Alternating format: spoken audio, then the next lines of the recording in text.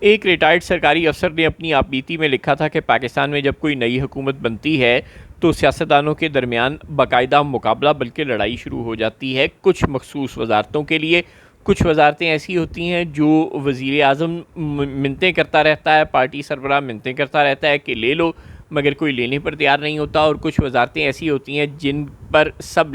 حق جماتے ہیں اور جس کو بھی نہیں ملتی وہ ناراض ہو جاتا ہے۔ ان کو کہتے ہیں تر وزارتیں بقول اس سرکاری افسر کے، اور جو وزارتیں کوئی لینے پر تیار نہیں ہوتا ان کو کہتے ہیں خشک وزارتیں، یعنی کہ جن وزارتوں میں پیسے کمانے کے انے مواقع ہوتے ہیں ان کو لینے کے لیے سب جھپٹتے ہیں، اور یہ بات بڑی ایک اوپن سیکرٹ ہے، سب کو پتہ ہے، اور ہمیشہ سے پاکستان میں یہی ہوتا چلا آ رہا ہے۔ چونکہ پاکستان کرکٹ بورڈ کے چیئرمین کا عہدہ بھی ایک ایسے ادارے کا عہدہ ہے جس میں بہت سارے پیسے ہوتے ہیں، ہم سب کو پتہ ہے۔ کوئی ہاکی فیڈریشن کا چیئرمین کبھی آپ نے نجم سیٹھی کو بنتے کیوں نہیں دیکھا، محسن نقوی کو بنتے کیوں نہیں دیکھا،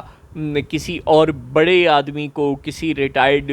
22ویں گریڈ کے افسر کو، شہریار خان جیسے آدمی کو کیوں نہیں بنتے دیکھا؟ کوئی بھی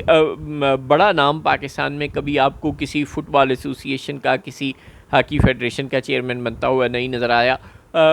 ہمیشہ اسی عہدے کے لیے، پی سی بی کے چیئرمین کے لیے ہی لڑائیاں ہوا کرتی ہیں، اور اس کے علاوہ کوئی کرکٹ کا یعنی کہ کوئی سپورٹس کا عہدہ کم از کم کوئی اٹریکٹیو شعبہ نہیں ہے پاکستان میں، کیونکہ ظاہر ہے اور کسی جگہ پیسے نہیں ہیں۔ اب ہم کسی کی نیت پہ شک نہیں کر رہے، کسی کو کرپٹ نہیں کہہ رہے، لیکن آپ لوگوں کا کنڈکٹ ہمیں یہ سوچنے پر مجبور کرتا ہے کہ آخر پی سی بی کا چیئرمین ہی آپ کیوں اپنے منظور نظر لوگوں کو لگاتے ہیں؟ مگر کم از کم نجم سیٹھی صاحب full time chairman P C B تو تھے، شہریار خان صاحب full time chairman P C B تو تھے، Zaka Ashraf full time chairman P C B تو تھے۔ یہاں پر جو ڈرامے بازی چل رہی ہے کہ محسن نقوی صاحب آئی سی سی کے چیئرمین بھی ہیں، پی سی بی کے چیئرمین بھی ہیں، اور انٹیریئر منسٹر بھی ہیں، اور انٹیریئر منسٹر ایک بہت بڑا رول ہے۔ انٹیریئر منسٹر کے ذمے بہت سارے محکمے اور بہت سارے کام ہوتے ہیں، اور پھر اسلام آباد کے امور کے کوئی آپ کو کوئی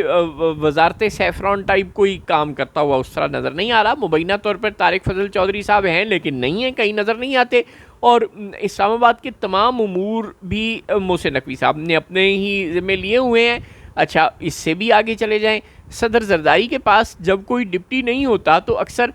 جب وہ ان کے پاس کوئی ڈیلیگیشن آتا ہے تو ان کی طرف سے محسن نقوی صاحب بیٹھے ہوتے ہیں، یعنی کسی دن سلیم مانڈوی صاحب کو گھر جانا پڑ گیا،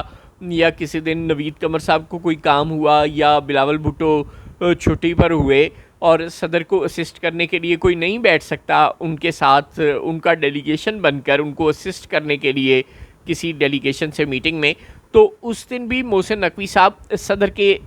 ڈیلیگیشن میں شامل ہوتے ہیں۔ صدر کی جانب سے جو لوگ مذاکرات میں شریک ہوتے ہیں کسی بھی، یعنی ایک سیریمونیلی صحیح، لیکن ظاہر ہے مختلف ممالک کے سفراء آتے ہیں، سربراہان مملکت و حکومت آتے ہیں، کوئی وزیر آئے، کوئی جرنیل آئے پاکستان، تو وہ کرٹسی میں ظاہر صدر مملکت سے ملنے تو جاتا ہے، تو اس وقت عموماً محسن نقوی صاحب صدر کو اسسٹ بھی کر رہے ہوتے ہیں۔ کسی دن اپنے وہ جو سابق ڈی جی ریڈیو پاکستان کے وہ جو سولنگی صاحب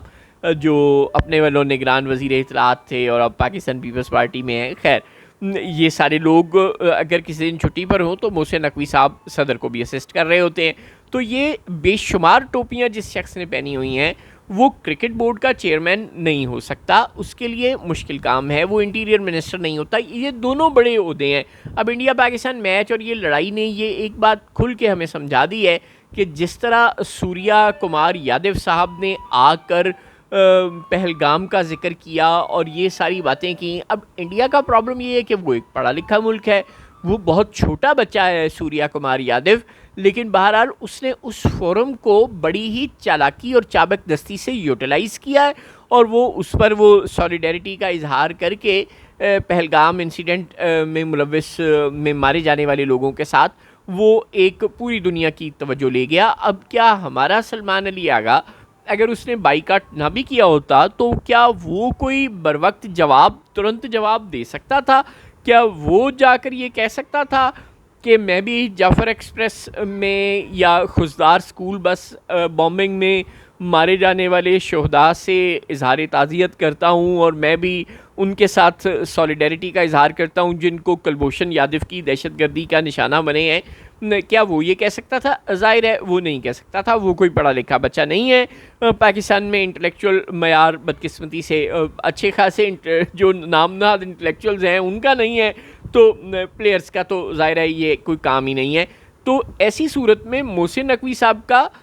کور، یعنی کہ کسی بھی چیئرمین پی سی بی کا کور ان بچوں کے لیے بہت ضروری ہے جو انڈین کھلاڑیوں کی اس طرح کی حرکتوں کا جواب دے سکتے. اب محسن نقوی صاحب اگر وزارت داخلہ کی ذمہ داریاں نبھا رہے ہوں گے تو وہ پی سی بی چیئرمین کا کام کیسے کریں گے، اور اگر وہ پی سی بی چیئرمین کا کام کریں گے تو پھر وہ وزارت داخلہ کی ذمہ داریاں کیسے نبھائیں گے. چنانچہ یہ سنتے تو ہیں کہ رانا ثناء اللہ صاحب کو مبینہ طور پر وزیر داخلہ بنانے کی بات چل نکلی ہے اسلام آباد میں. یہ بھی سنتے ہیں کہ طلال چودھری صاحب بھی تھوڑی ضد کر رہے ہیں کہ اب میں نے بڑی دیر وزیر مملکت رہ رہی ہے، اب میرے صبر کا امتحان نہ لو، اب مجھے بھی پورا وزیر بنا دو، اب تو میں نے اتنی دیر محسن نقوی کے ڈپٹی کے طور پر بھی کام کر لیا تو اب مجھے پروموٹ کر دو. لیکن یہ خواہش نواز شریف کی تو ہو سکتی ہے کہ رانا ثناء اللہ یا طلال چودھری کو یا کسی بھی نون لیگ کے بندے کو وزارت داخلہ سونپ دی جائے. کیا اہل قوت اس پر مانیں گے؟